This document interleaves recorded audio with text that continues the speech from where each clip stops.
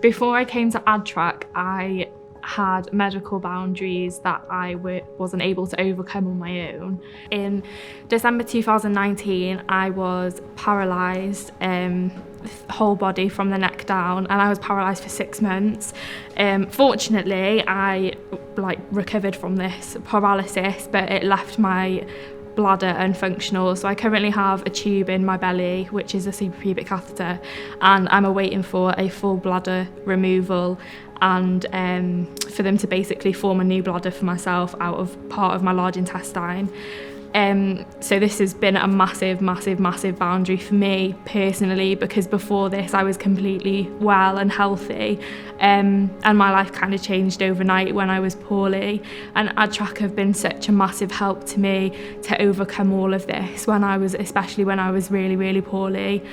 But the course that I'm currently doing now allows me to be so flexible, and it allows me to do the work when I need to get it done, not just necessarily have deadlines that I can't reach.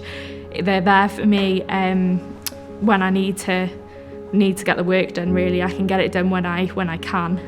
The challenges faced in my role, I would say that often with the cohort of young people that we support who do have complex barriers, sometimes it is quite difficult to get young people to engage or to sustain their engagement. So it's really challenging to kind of think of ways, thinking on your feet constantly to make sure that you're doing the best for the young people. I think the team as a whole have done really well in supporting the young people. At the start of the project, I supported a young person who was profoundly deaf.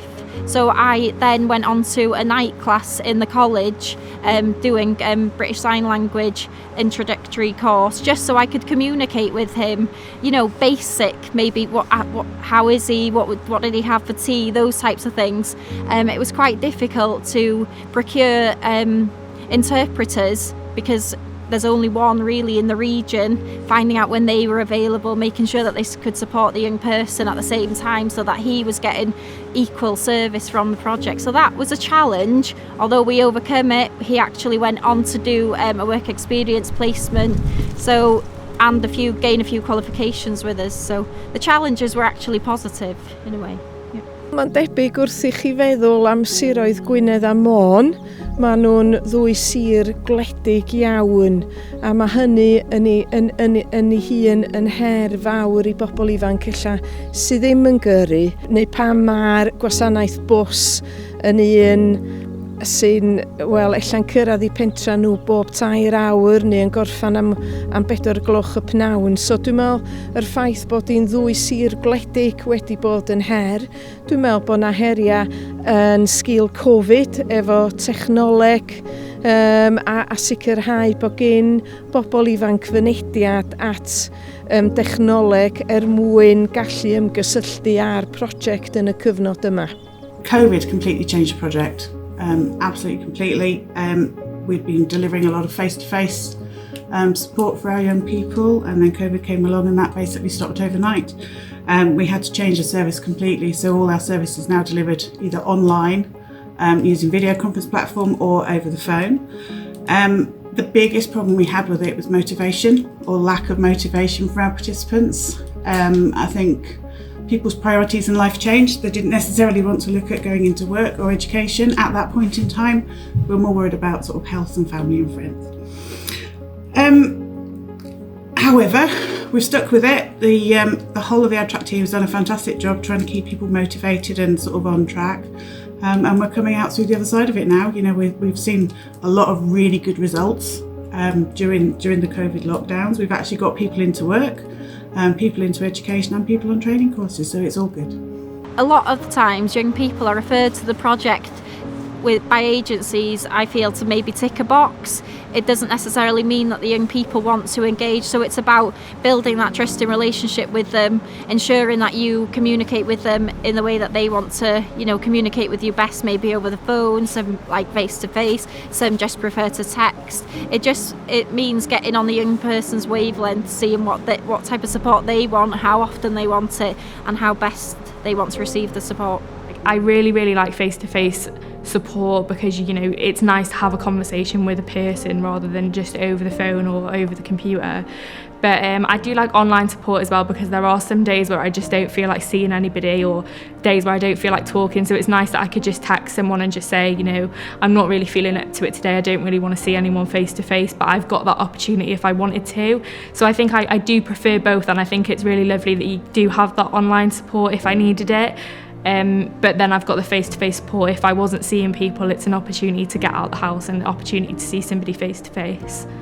We're very lucky that we've got something called a barrier fund, and that has helped young people access training courses that they would never ever be able to afford themselves with their situation. We've had also the challenge of COVID and the government restrictions and so on and so forth, but some of these courses have carried on. They've been delivered, and having those training opportunities for young people not only gives them that sense of that they've achieved something, but it also raises their motivation level and their enthusiasm and their confidence as well.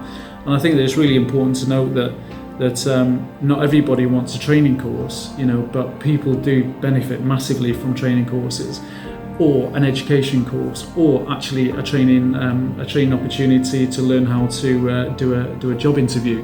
And I think that we're trying lots of different methodologies to try and get those opportunities for our young people. Wrth fod yn eiliolwr dros y pobl ifanc da ni'n cefnogi, dyma sut da ni'n meddwl dylsa cefnogaeth cyflogadwyedd edrych yn y dyfodol. Yn bendant dylsa cefnogaeth un barhau, cefnogaeth sydd wedi cael ei deilwra at anghenion y pobl ifanc mwyn cydnabod bod angen gweithio ar eu rhwystrau ymarferol, emosiynol a cymdeithasol, all gael effaith ar cyflogaeth hir dymor. Young people that have been supported on the AdTrack project do really need more than the standard offer of support. Sometimes they've not left the house, they're very socially isolated, they have difficulties with accessing transport and mental health concerns. So it's offering some mentoring that is building a relationship with them first, getting to know that young person. During COVID, it's been quite difficult. A lot of the support that we were offering was online. It's not quite the same as face-to-face, so it was either on telephone, email, that type of thing. So it's making sure that you've got those foundations in place, building a relationship, tackling their issues, maybe supporting them to access the bus, knowing the bus routes, knowing the best times, practicing going on the bus with them, making sure that they can see the venue that they're getting to, and then eventually going independently. So there's a lot more to it than just employability skills, building things. It's about building resilience, building their confidence, self-esteem, reliance. A lot of young people that we've supported have had negative experiences with agencies as well, possibly Youth Justice Service, social services.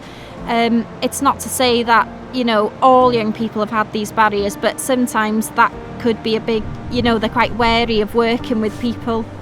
AdTrack has helped me overcome barriers by being a constant support whenever I needed them, and it wasn't just like that they were there on certain days, they were there 24/7 whenever I needed them. There was constant support available to me, there was constant financial help available to me, and if I ever just needed to talk, I was always checked on, and just the little things, it felt more like a family than just a